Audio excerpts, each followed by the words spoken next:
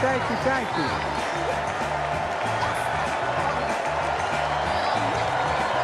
Thank you.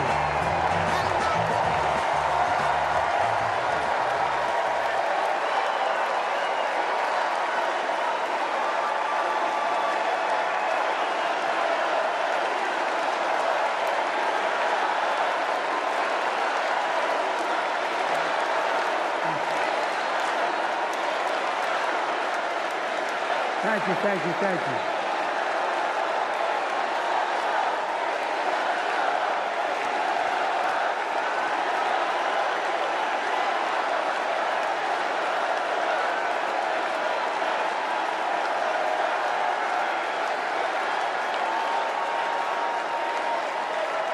Thank you, thank you, thank you.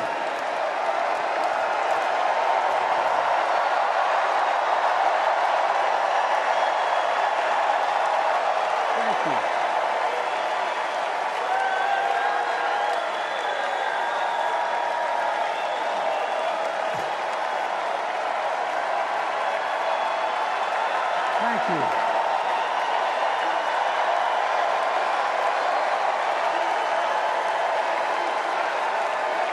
Thank you. I love you. Thank you.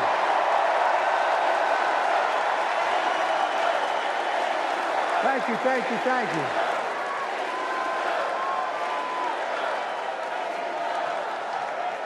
That was my daughter.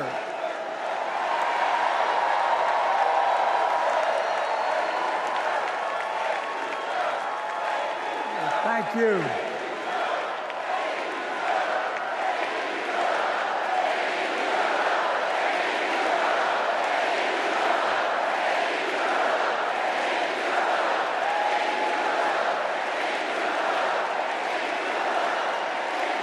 Thank you, thank you, thank you. Thank you. Thank you, Butchell. I tell you what.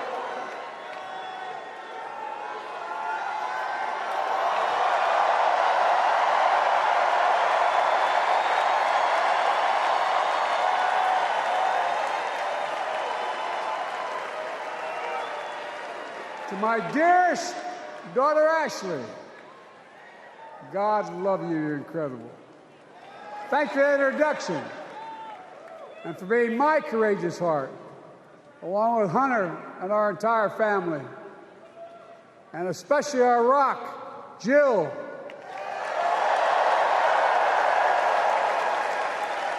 Who, as those of you who know us, she still leaves me both breathless and speechless. Everybody knows her. I love her more than she loves me. She walks down the stairs and I still get that going boom, boom, boom. Y'all will know me. No, not kidding.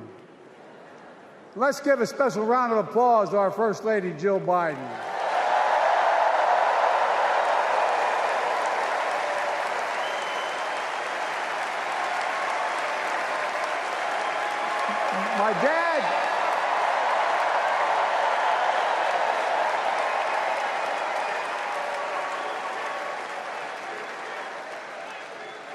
My dad used to have an expression, for real. He'd say, Joey, family is the beginning, the middle, and the end. And I love you all. Folks. And America, I love you.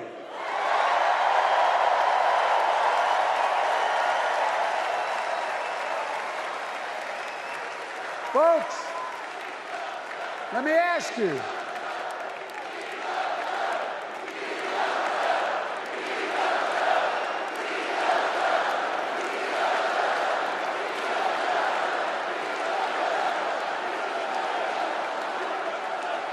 Let me ask you. Are you ready to vote for freedom?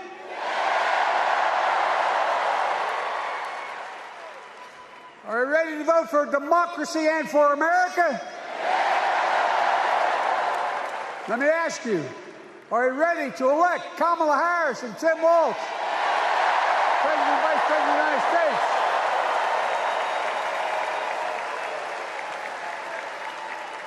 My fellow Democrats, my fellow Americans, nearly 4 years ago, in winter, on the steps of the Capitol, on a cold January day, I raised my right hand and I swore an oath to you and to God to preserve, protect, and defend the Constitution and to faithfully execute the office of the President of the United States. In front of me was the city surrounded by the National Guard. Behind me, a Capitol just 2 weeks before had been overrun by a violent mob. But I knew then, from the bottom of my heart, that I knew now, there is no place in America for political violence. None. You cannot say you love your country only when you win.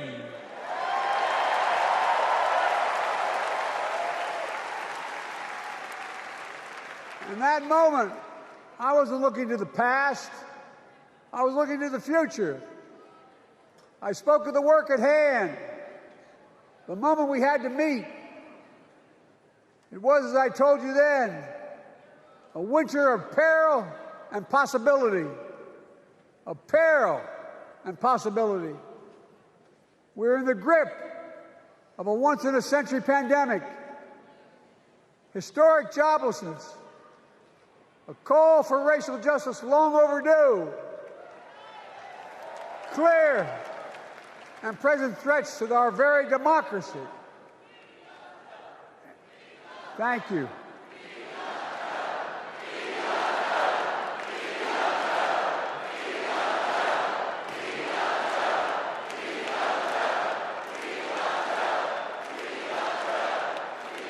And yet I believed then, and I believe now, that progress was and is possible. Justice is achievable. And our best days are not behind us, they're before us.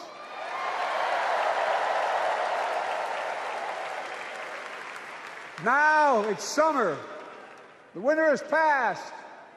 And with a grateful heart, I stand before you now on this August night to report that democracy has prevailed. Democracy has delivered. And now democracy must be preserved.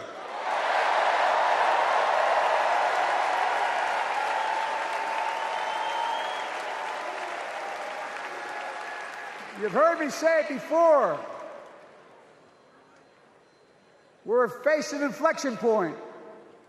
One of those rare moments in history when the decisions we make now will determine the fate of our nation and the world for decades to come. That's not hyperbole, I mean it literally.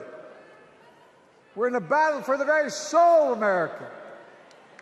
I ran for president in 2020 because of what I saw in Charlottesville in August of 2017.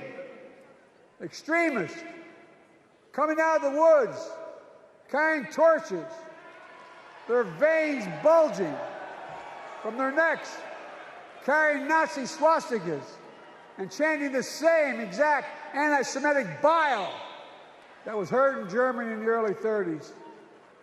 Neo-Nazis, white supremacists, and the Ku Klux Klan, so emboldened by a president then in the White House that they saw as an ally. They didn't even bother to wear their hoods. Hate was on the march in America.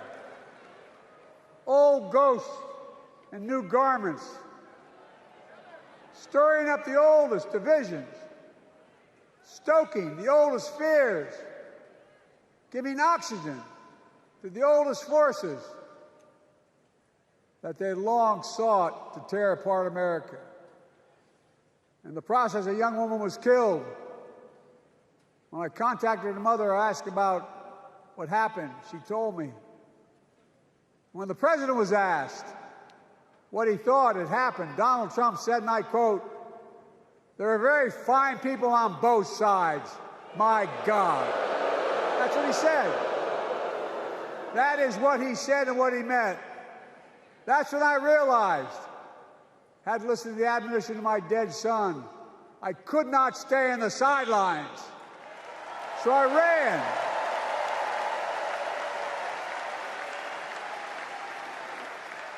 Because I had no intention of running again. I just lost part of my soul. But I ran with a deep conviction. In America, I know and believe in an America where honesty, dignity, decency still matter. An America where everyone has a fair shot and hate has no safe harbor.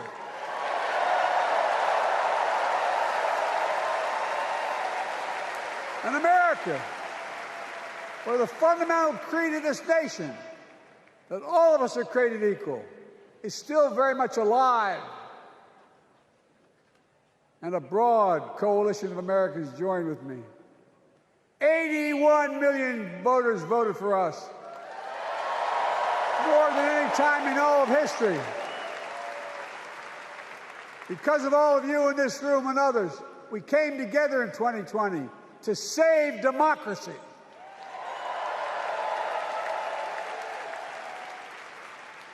As your president, I've been determined to keep America moving forward, not going back, to stand against hate and violence in all its forms, to be a nation where we not only live with but thrive on diversity, demonizing no one, leaving no one behind, and becoming the nation that we profess to be. I also ran to rebuild the backbone of America, the middle class.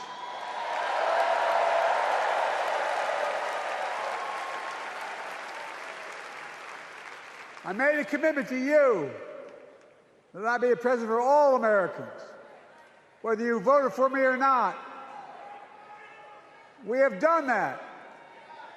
Studies show the major bills we have passed actually delivered more to red states than blue, because the job of the president is to deliver to all of America.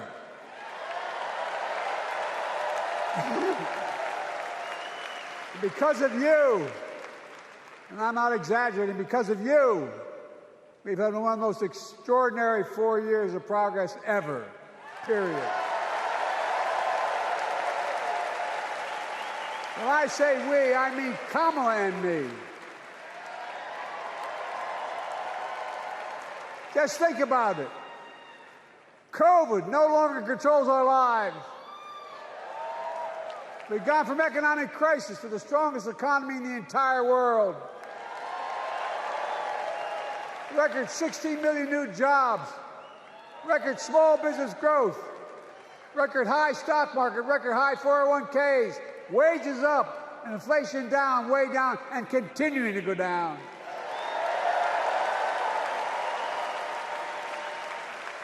The smallest racial wealth gap in 20 years. And yes, we both know we have more to do, but we're moving in the right direction. More Americans have peace of mind that comes from having health insurance. More Americans have health insurance today than ever before in American history.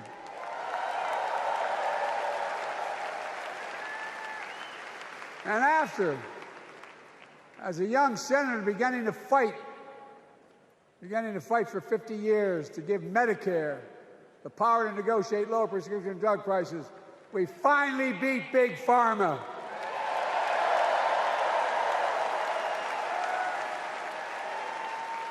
And guess who cast the tie-breaking vote? Vice President, soon-to-be President Kamala Harris.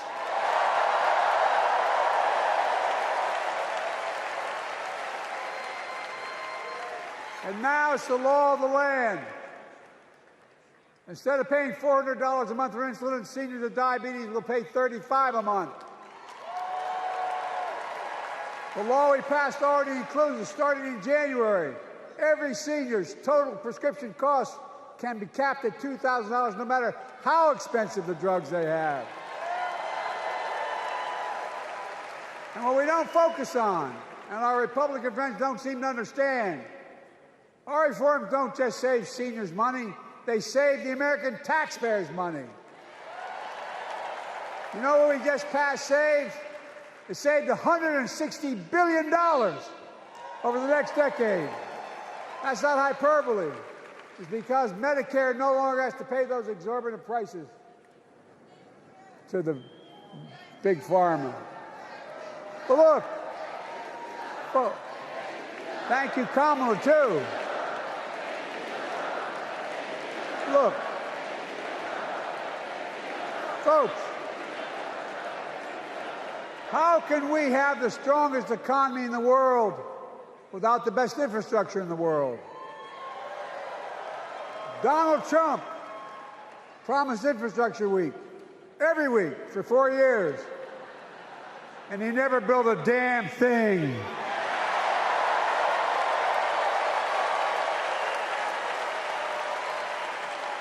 But now, because of what Kamala and I have done, remember we were told we couldn't get it done. Remember when we came into office, we couldn't get anything passed? But right now, we're giving America an infrastructure decade, not week.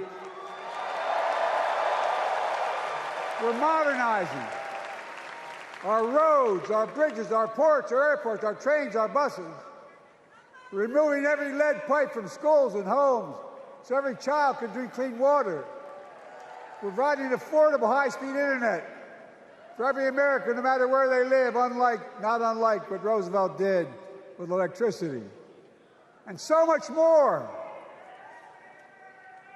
We are uniting the country. We're growing our economy. We're improving our quality of life. And we're building a better America.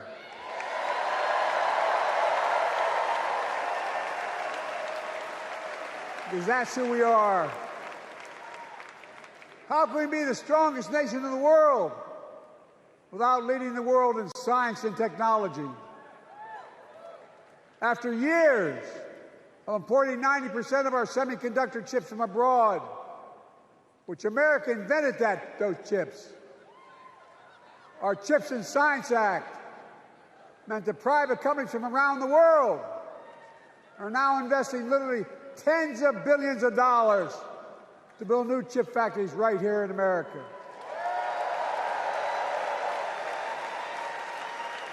And over that period, they'll create tens of thousands of jobs.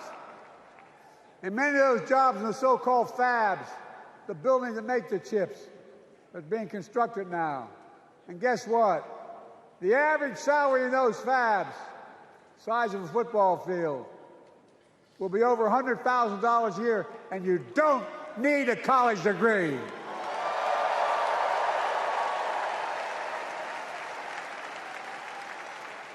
Because of you and so many electeds out there, American manufacturing is back. Where the hell to say we wouldn't lead the world in manufacturing? 800,000 new manufacturing jobs.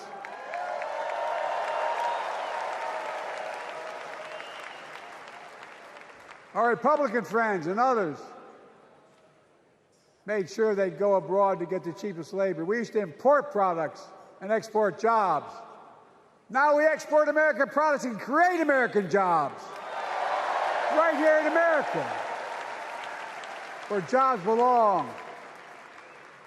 With every new job, with every new factory, pride and hope is being brought back to communities throughout the country that were left behind. You know you're from them, many of you. You know what it's like when that factory closed, where your mother, your father, your grandmother, grandfather worked. And now you're back, providing once again, proving that Wall Street didn't build America, the middle class built America, and unions built the middle class.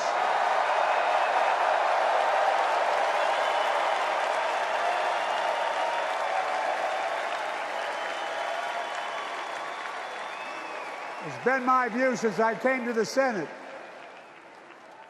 And that's why I'm proud to have been the first president to walk a picket line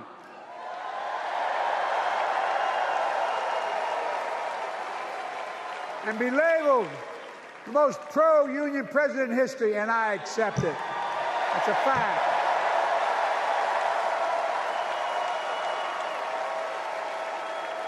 Because when unions do well, we all do well.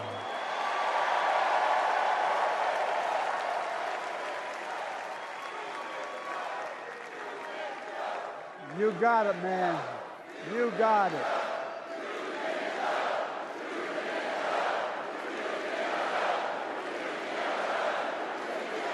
I agree. I'm proud. Look, remember we told we couldn't get anything done because we couldn't get anything done in the Congress? Well, with your support, we passed the most significant climate law in the history of mankind.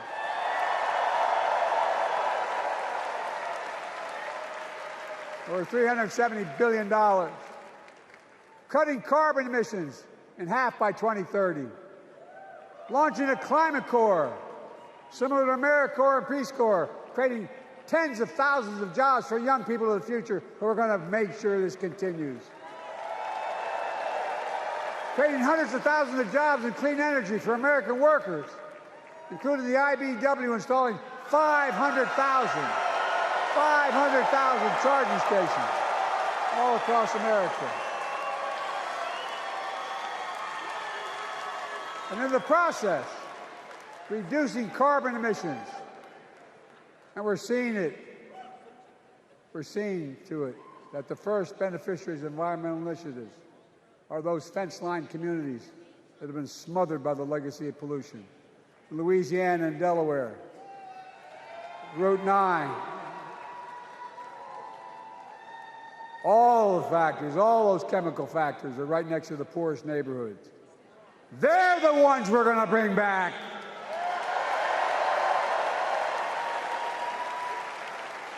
And how? How can we be the greatest nation in the world without the best education system in the world?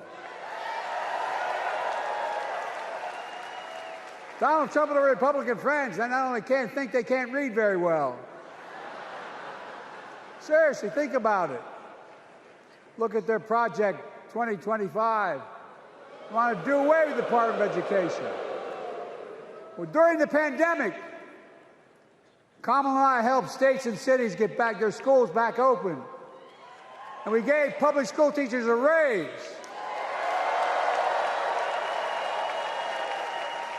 We created apprenticeships with businesses and communities, putting students on a path to a good paying job, whether or not they go to college. And by the way, we're making college a hell of a lot more affordable. Increasing Pell Grants by $900. Over $15 billion to HBCUs. Minority service education, including Hispanic institutions and tribal colleges.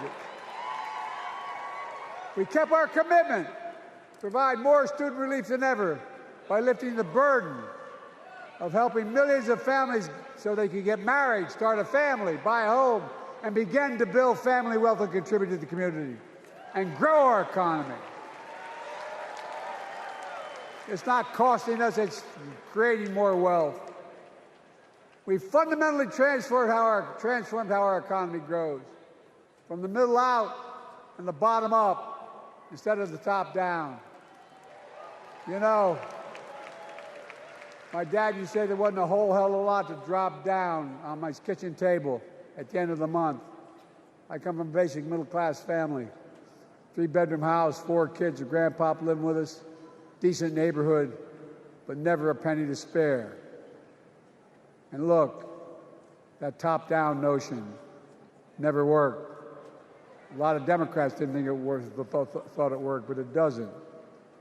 And when we did all that, what we've done, everybody can do well. Everybody.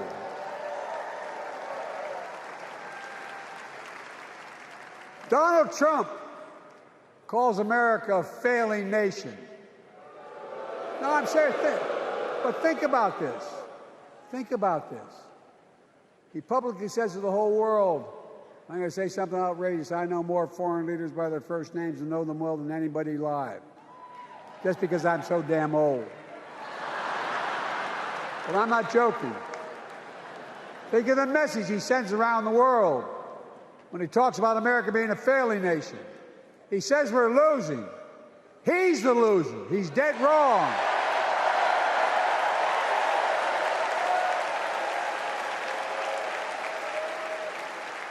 Many of you are very successful people who travel the world. Name me a country in the world that doesn't think we're the leading nation in the world. Without America, not a joke, think about it. I'm being literal. Who could lead the world other than the United States of America? Well, guess what? America's winning, and the world's better off for it. America's more prosperous, and Americans are safer today than they were under Donald Trump. Trump continues to lie about crime in America, like everything else. Guess what? On his watch, the murder rate went up 30%, the biggest increase in history. Meanwhile, we made the largest investment, Kamala and I, in public safety ever. Now, the murder rate is falling faster than any time in history. Violent crime has dropped to the lowest level of more than 50 years. And crime will keep coming down when we put a prosecutor in the Oval Office instead of a convicted felon.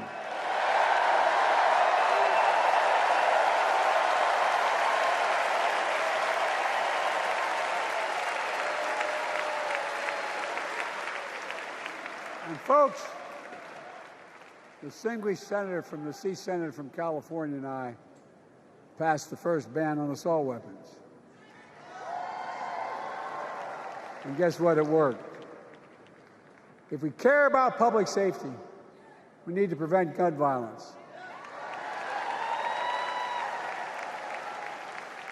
And what makes me ashamed when I travel the world, which I do, more children in America are killed by a gunshot than any other cause in the United States. More die from a bullet than cancer, accidents, or anything else in the United States of America. My God. That's why Kamala and I are proud. We beat the NRA when we passed the first major bipartisan gun safety law in 30 years.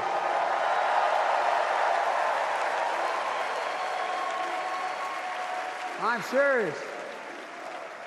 That comes from here. And now it's time to ban assault weapons again. And demand universal background checks.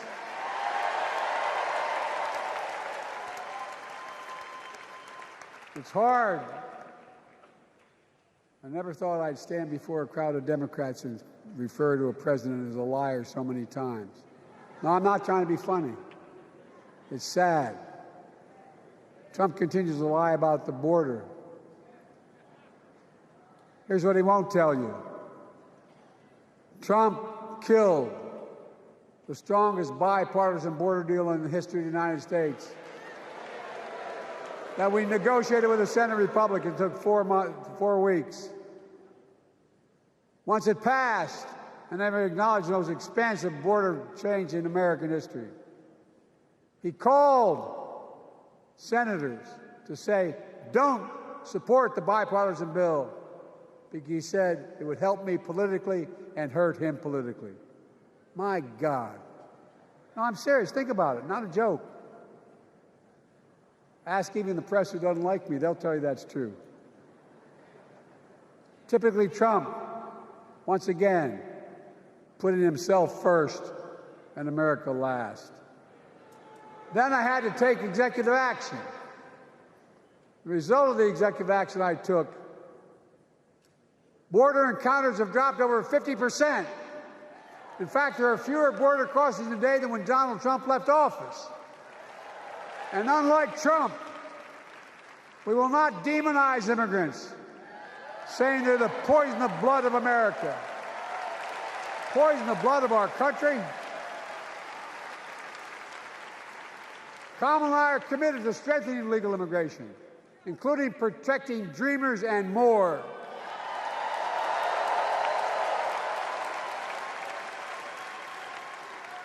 And here's what else I believe in: protecting your freedom to vote, your freedom to love who you love,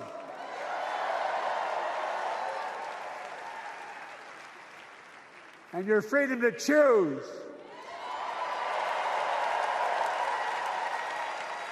In its decision overturning Roe v. Wade, as you heard earlier tonight, the United States Supreme Court majority wrote the following, quote, "Women are not without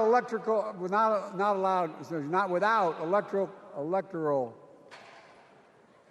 or political power." No kidding. MAGA Republicans found out the power of women in 2022. And Donald Trump is going to find out the power of women in 2024. Watch.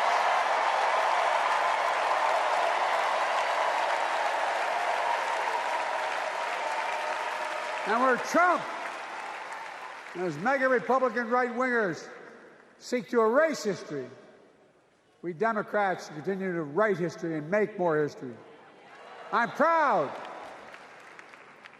to have kept my commitment to appoint the first black woman in the United States Supreme Court.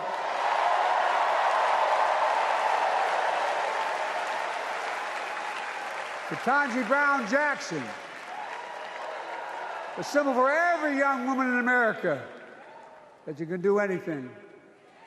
I'm proud that I've kept my commitment to have an administration that looks like America and that taps in to the full talent of our nation.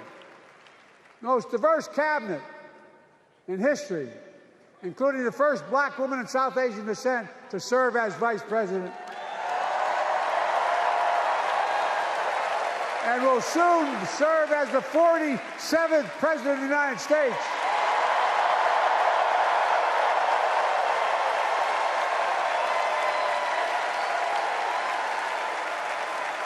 She is good. Look. Thank you, Kamala.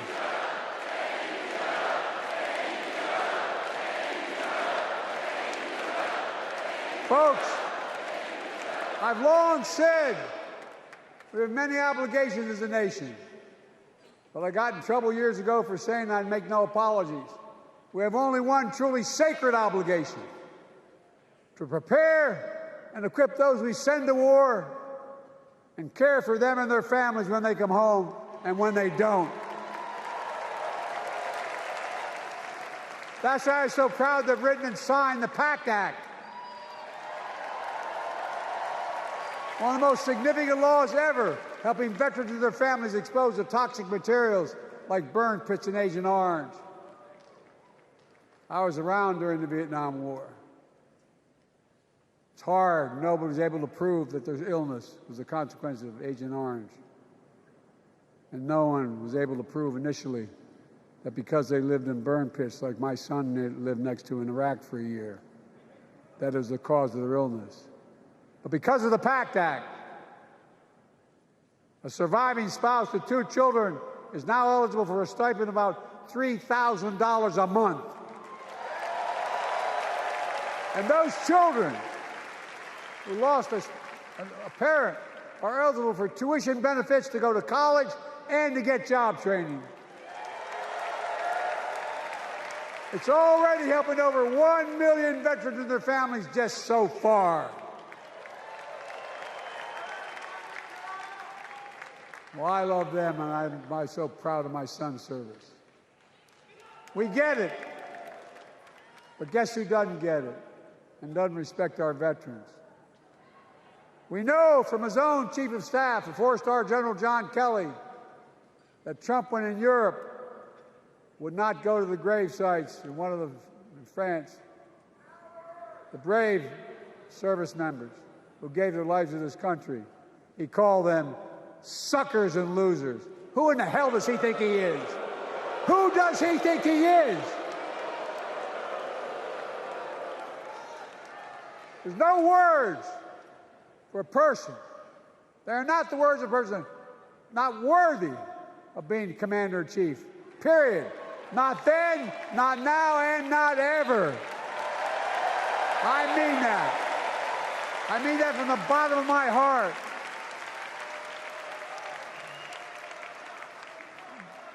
Just as no commander-in-chief should ever bow down to a dictator, the way Trump bows down to Putin. I never have, and I promise you, Kamala Harris will never do it. Will never bow down. When Trump left office, Europe and NATO was in tatters. Not a joke. America First doctrine changed our whole image in the world. Well, they gave the hours, about 190 hours, sum total, with my counterparts or heads of state in Europe, to strengthen NATO. We did. We united Europe like it hadn't been united for years, adding Finland and Sweden to NATO. 10 days before he died, Henry Kissinger called and said, not since Napoleon has Europe not looked over their shoulder at Russia with dread, until now. Until now. Well, guess what? Putin thought he'd take Kyiv in 3 days. 3 years later, Ukraine is still free.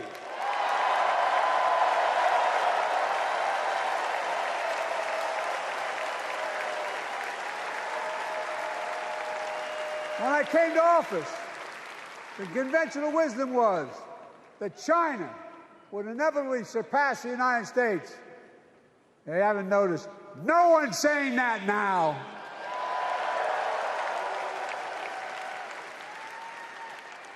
And we'll keep working to bring hostages home and end the war in Gaza and bring peace and security to the Middle East.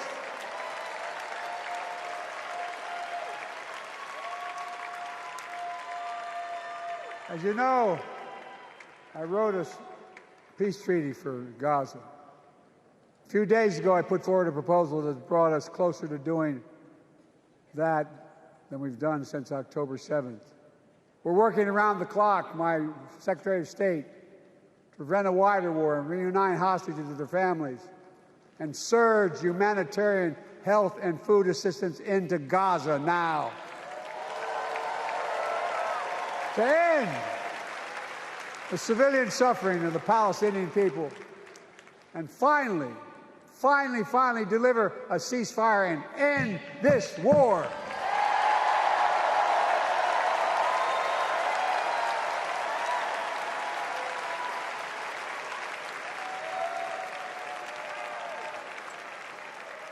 Those protesters out in the street, they have a point. A lot of innocent people are being killed on both sides. Just as we worked around the clock to bring home wrongfully detained Americans and others from Russia in one of the most complicated swaps in history, but they're home. Kamala and I are going to keep working to bring all Americans wrongfully detained around the world home. I mean it. Folks, I've got 5 months left in my presidency. I've got a lot to do. I intend to get it done.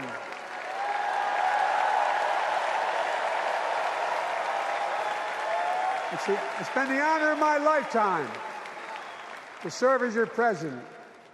I love the job, but I love my country more.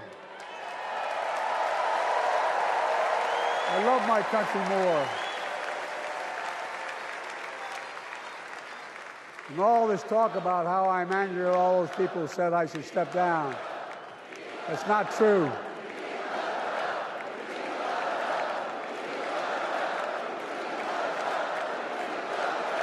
Thank you.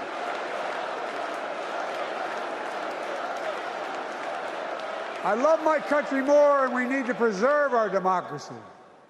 In 2024, we need you to vote. We need you to keep the Senate. We need you to win back the House of Representatives. And above all, we need you to beat Donald Trump.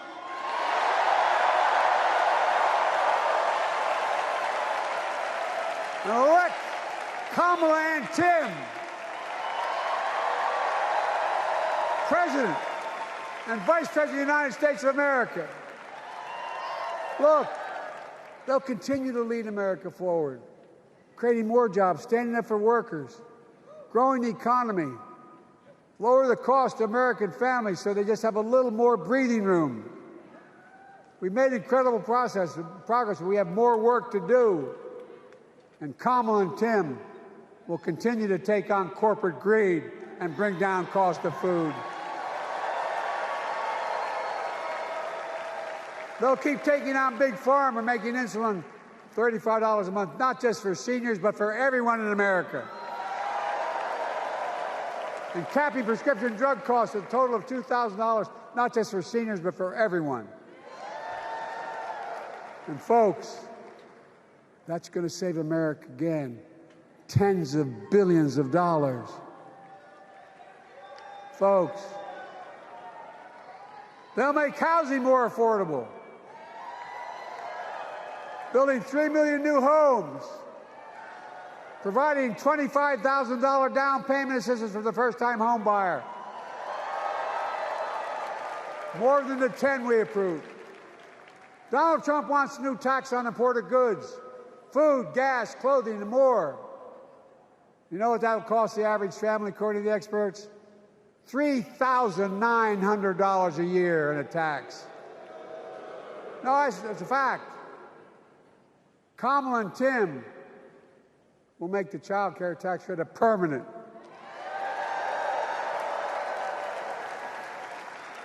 Lifting millions of children out of poverty and helping millions of families get ahead. But you know what Trump has? He created the largest debt any president had in 4 years with his $2 trillion tax cut for the wealthy. Well, Trump has a new plan. He wants to provide a $5 billion tax cut for corporations and the very wealthy. Read it. Put us further in debt. And folks, you know we have 1,000 billionaires in America. You know what their average tax rate they pay?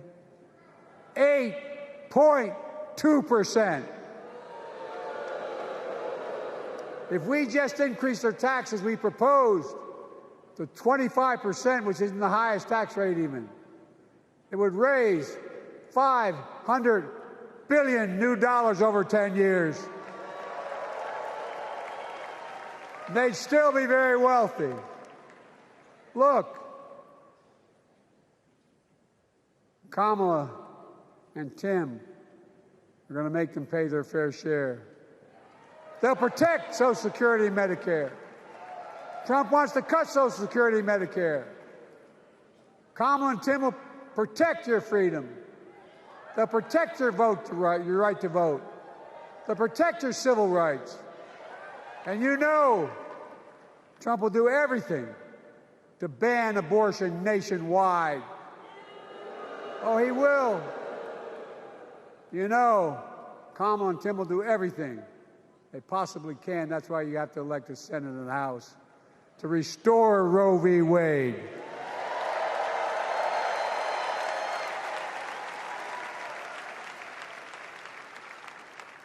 The ancient Greeks taught us that character is destiny.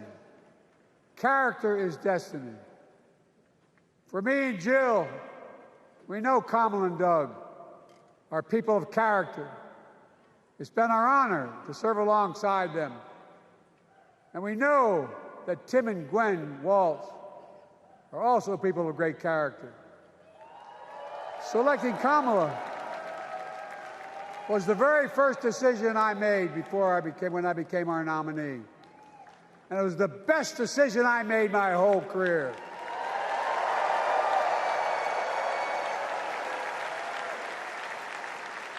We've not only gotten to know each other, we've become close friends. She's tough, she's experienced, and she has enormous integrity, enormous integrity. Her story represents the best American story.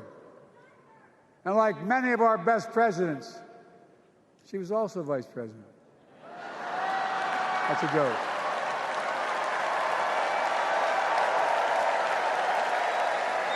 But she'll be a president our children can look up to.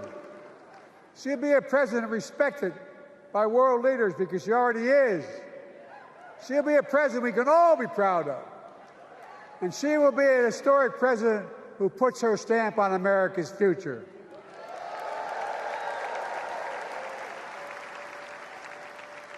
This will be the first presidential election since January 6th. On that day, we almost lost everything about who we are as a country. And that threat, this is not hyperbole, that threat is still very much alive.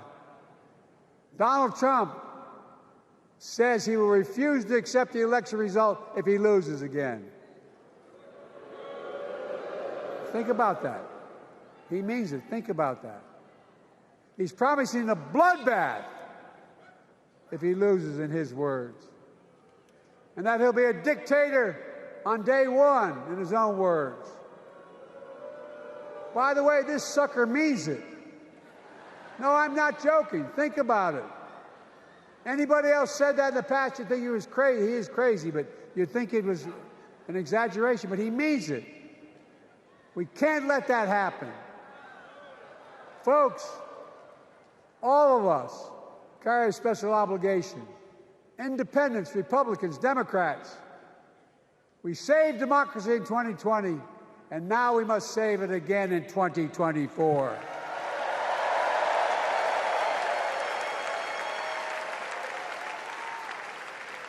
The vote of each of us cast this year will determine whether democracy and freedom will prevail. It's that simple. It's that serious. And the power is